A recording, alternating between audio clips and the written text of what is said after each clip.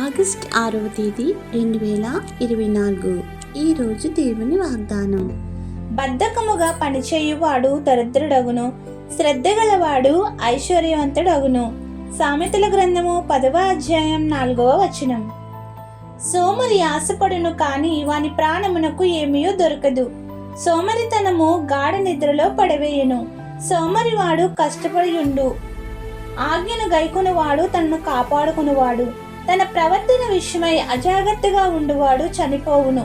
కాబట్టి శ్రద్ధగలవానిగా ఉంటూ దేవుని ఆశీర్వాదములు పొందుకుని వారముగా ఉండాలని కోరుకుంటూ, ఈ దిన వాగ్దానం మీ అందరి జీవితంలో నెరవేరాలని కోరుకుంటూ, దేవుని సువార్త పరిచర్యలో మీ సహోదరి. ఆమేన్. God bless you.